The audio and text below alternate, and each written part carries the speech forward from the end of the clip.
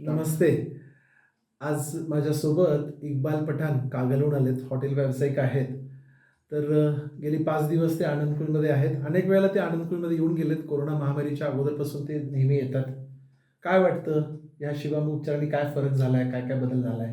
शिवांबू उपचाराने मला भरपूर म्हणजे फरक पडलेला आहे. बॉडीत असू दे, ताणतणाव सगळा जे होतो, ते पूर्ण गेलेला आहे. माझी शुगर, बीपीची गोळी चालू होती. काय गेले 5 दिवस मी शुगर, बीपीची गोळी खाल्लेली नाही आणि माझ्या शरीरावर असे तेज आल्यासारखे वाटतंय आणि पोट बी असं म्हणजे एकदम व्यवस्थित झालेलं आहे. कोरोनाच्या आधी मी जवळ-जवळ 3 वेळा तर इथे येऊन गेलो अनंतपुरीमध्ये आणि त्या वेळापर्यंत मला असं समाधान मस्त वाटलं होतं काय. आणि इथं आल्यामुळं जरा मी एक 75 दिवस पहिल्या स्टार्टला फॉलो केलं होतं. शिवांबू गोमूत्र आमच्या घरी पण म्हणजे तिथं आणि म्हणजे मला हे आवडलं म्हणून मी इथं बार-बार मी एक मुस्लिम असून आमच्यात हे चालत नाही, तरी पण मी इथं येऊन हा उपचार बऱ्याच वेळेला मनपूर्वक काय करतोय. होतं, की बरेचसे मुस्लिम पेशंट सुद्धा येतात. म्हणजे अगदी कॅन्सरसारख्या दुर्धर व्याधीमध्ये ते हां, ग्रस्त असतात हां. आणि अननेसेसरी मग ते म्हणतात, की बाबा हे शिवामृत मला चालणार नाही, गोमूत्र मला चालणार नाही. हो. तर त्यांना तुम्ही काय सजेस्ट कराल? काय सांगाल? त्यांना मी सांगू इच्छितो, की आपले शरीर जे आहे ते महत्त्वाचं आहे. आता देवधर्माची गोष्ट जरा थोडी बाजूला ठेवली, तर शरीर पहिलं जपायला पाहिजे. जोपर्यंत जिवंत आहे तोपर्यंत शरीर निरोगी, चांगलं, बरोबर.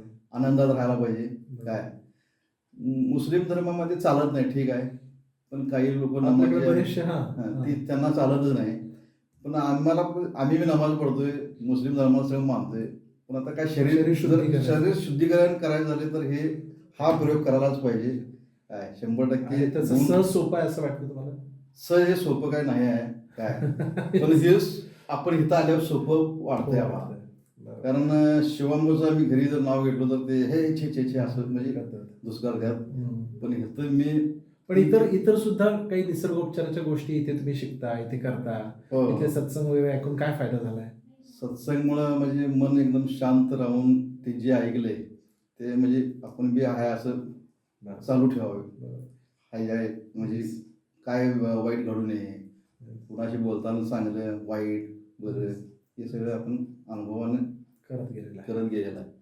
आणि इथं नैसर्गिक रम्य वातावरण असल्यामुळं प्रदूषणचं काय नाही आहे. येस. काय आणि चारी बाजूने हे डोंगराच्या मध्ये आनंदकुंज हा सगळा म्हणजे पहाडावरती उभा गेलेला हे आनंदकुंज आहे. तिथं मला भरपूर आनंद मिळाला आहे. काय त्याच्यामुळे कागलमध्ये इतर लोकांना तुम्ही सांगता की नाही याबद्दल? कागलमध्ये आता साहेब का नाही येस. 5-6 लोक माझ्यावर येणार होते. हां. बरं. पण ते काही लोकांनी पडतंय मग येतो म्हणत्यात, गाडी तिथं पण येत्या, थांबत्या, आमचं परत निघून येतो. तुम्ही इथल्या वास्तव्यामध्ये इतर पण काही पेशंट तुम्ही बघितले असतील. त्यांच्यामध्ये बरोबर. झालेला फरक काय वाटतो तुम्हाला? मी पहिल्या स्टार्टला एक वेळा आलो होतो का नाही, जजचं पेशंट एक वेळा इथं आलं. बरं. ती नवरा बायको आले होते आणि त्यांच्या पोटात काहीतरी कॅन्सर होता. हं. त्यांची मिसेस मला म्हटले की हा माझा नवरा आहे की नाही 3 महिन्यापूर्वी आत्महत्या करणार. बरं. पण इथं आनंदकुंजला कोणी पत्ता दिला आणि आम्ही इथं आलो. काय त्यावेळी मी 10 दिवस राहिलो होतो. काय त्यांचे 4-5 दिवस माझ्यावर होते. 4 दिवसानं ते परत त्यांची मिसेस मारली मला की आमच्या नवऱ्याला 50% आता बरं वाटलेलं आहे, समाधान वाटलेलं आहे. काय आणि त्याच्यामुळे हे म्हणजे इफेक्ट जो आहे शिवांबूचा किंवा या आनंदाचा, निसर्गरम्य वातावरणाचा काय हे आम्हाला म्हणजे 100% गुणकारी आहे असं वाटतंय. काय त्याच्यामुळं आता जर गुण आला आणि आमचा नवरा खरोखर जर का नाही व्यवस्थित झाला, परत आम्ही वर्षाला प्रत्येक येणार. तर नाही तर 3 महिन्याच्या पूर्वी आमचा नवरा आत्महत्या करणार होता. येस. ती मला आठवते. येस. एवढे पॉझिटिव्ह होऊन जातात. हां, तेच ते. येस. तर इथे कॅन्सरसारखे पेशंट बरे होतात म्हटल्यावर नाही, शुगर बीपी हे किरकोळ आहे. बढिया. पुढच्या आयुष्यामध्ये तुम्हाला नेहमी श्वास संपन्नता लाभू दे ही शुभकामना. धन्यवाद. थँक्यू, धन्यवाद.